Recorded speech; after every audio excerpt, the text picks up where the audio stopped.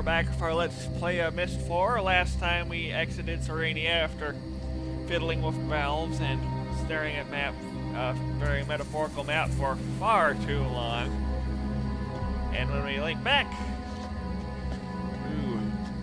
we had some good times here, didn't we? Feels like a month ago, but 10 years at least.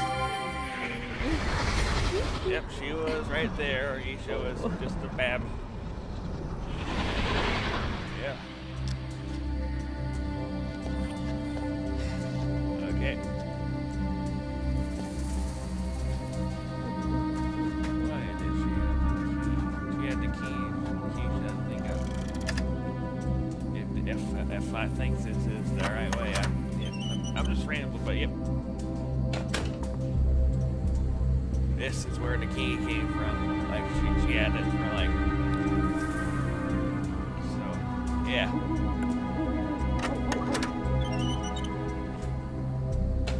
Yep, this is that door we couldn't get to. So presumably, Akanar wanted the Serenia book. Which, you know what? Serenia books in use. Cirrus wants the Serenia book.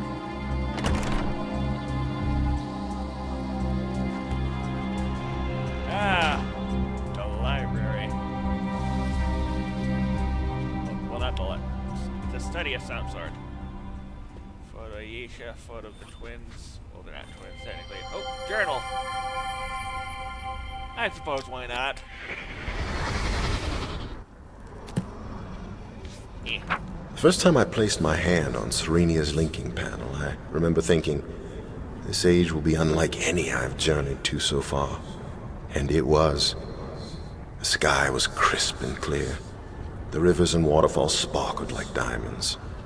Even the worn paths threading through the canopies of stone took my breath away.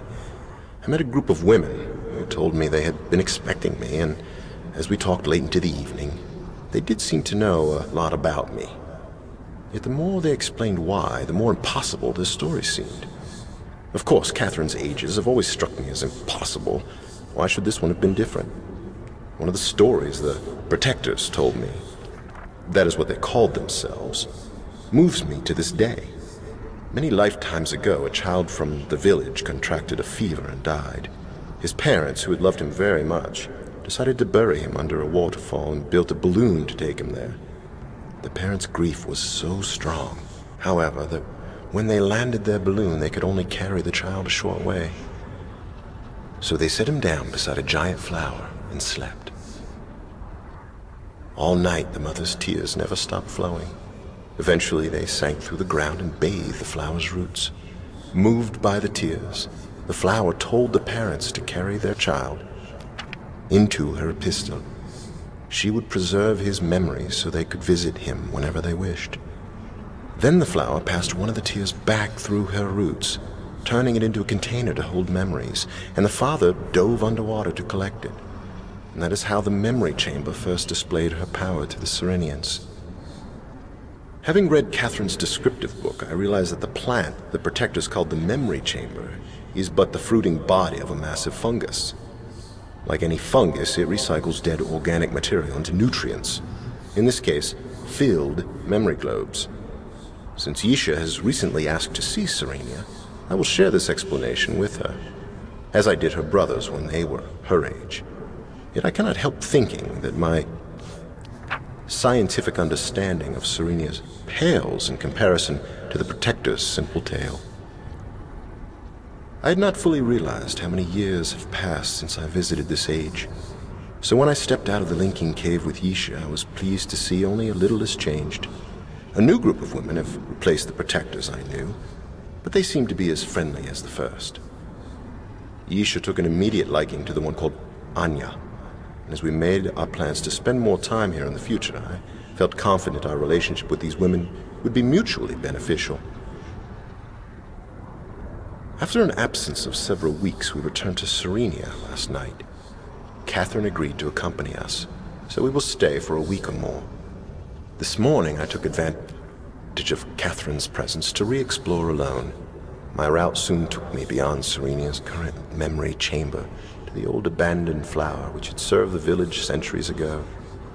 The man-made edifice surrounding the chamber looked much the same as I remembered, although the flower itself was in far worse state of decay.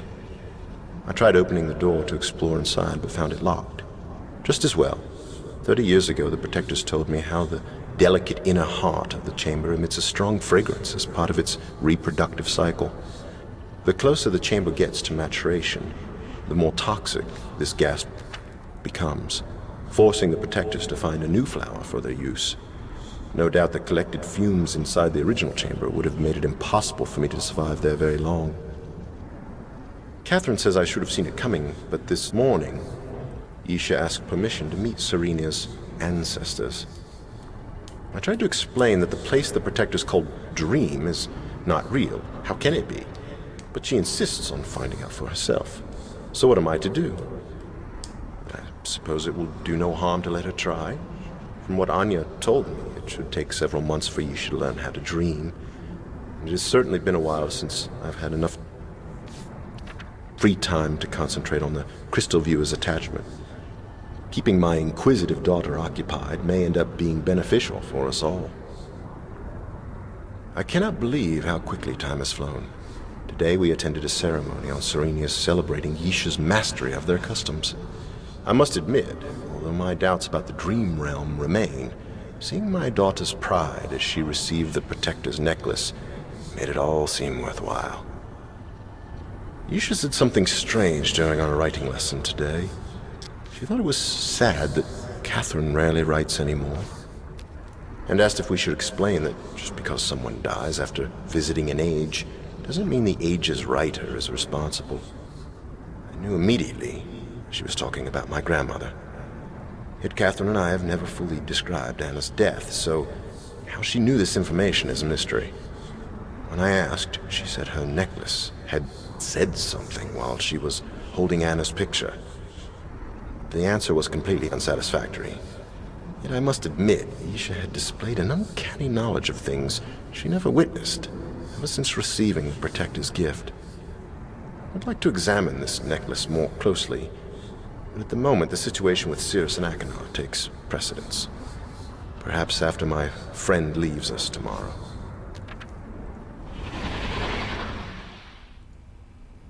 Hold up. You're saying a giant mushroom houses the memories of dead people. What next? A bunch of machines housing the memories of living people? Who would run this contraption? The machines themselves? Actually, that's kind of smart. I should probably write a letter to Jules Verne or something. Yeah, if we wanted to go back without doing the bookcase mambo, there we go.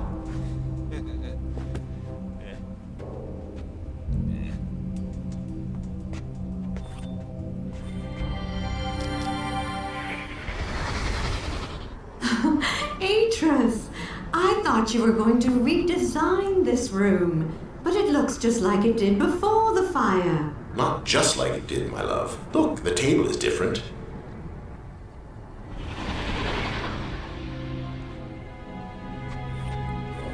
Yep, that is a slightly different table.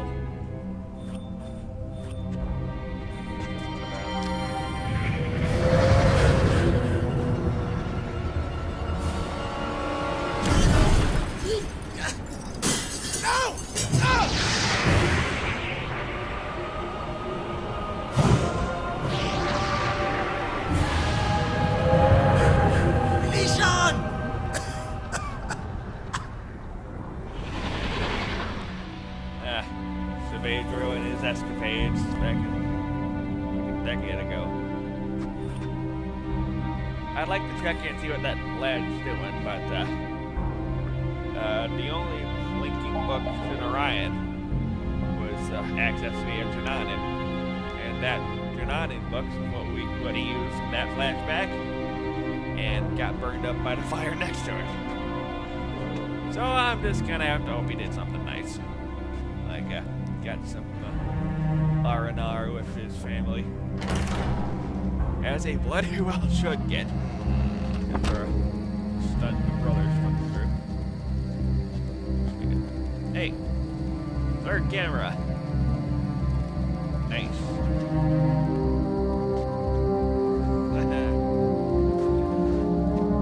Yeah. I suppose we could just, yeah. Well, I just saw something. There was a contraption that we haven't fiddled with. Some lever somewhere. I don't know why I'm doing this when I'm doing this. Also, the elevator's all the way over there, so we need to do this anyways at some point.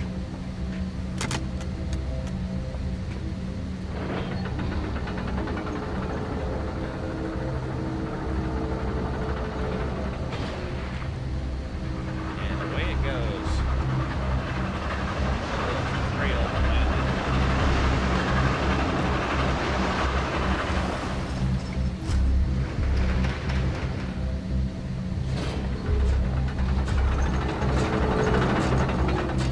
Here we are. And back away we go. Down. Then up.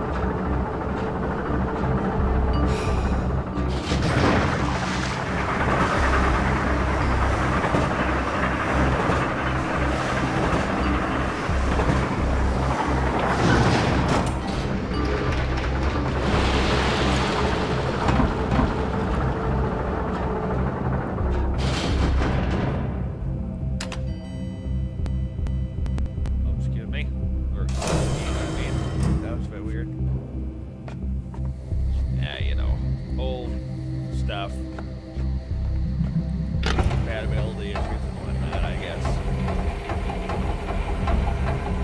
I'm just doing this because it's handy. Because I don't like just leaving little trivial bits and whatnot. Oh, and because, I'm just a nut, honestly. The technical term is Asperger's syndrome. Also, I would like to prove that I do, in fact, know how to do this blasted. Ooh, this thing makes me mad. This thing makes me mad.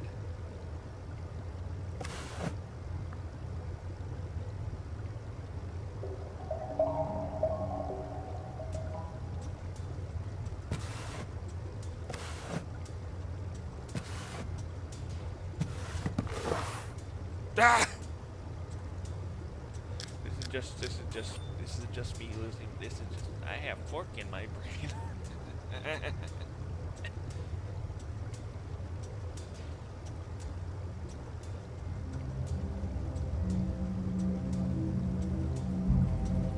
No.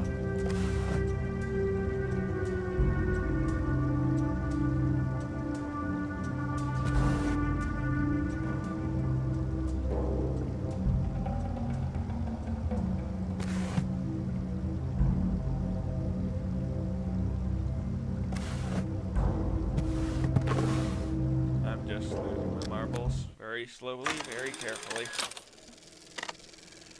You might want to. I don't know, I'm just losing.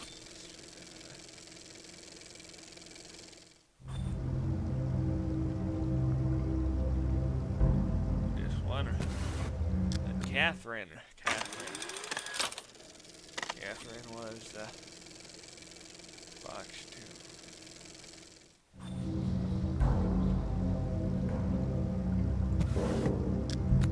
I'm just speed running now. I'm speed running because you're just this. Why am I like this?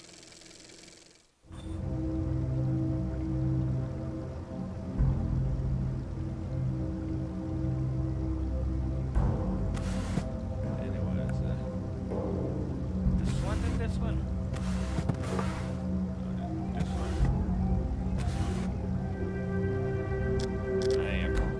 I am slowly turning in. I am slowly devolving and turning into a corn cob. What can I say?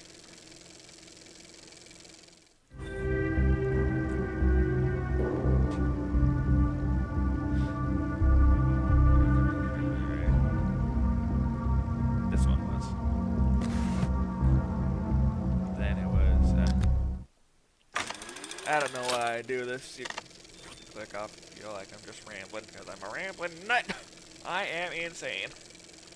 I just...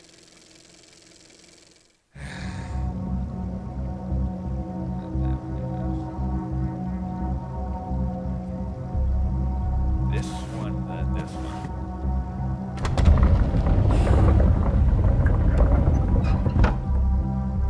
All this fiddling about just to show you that this thing does this.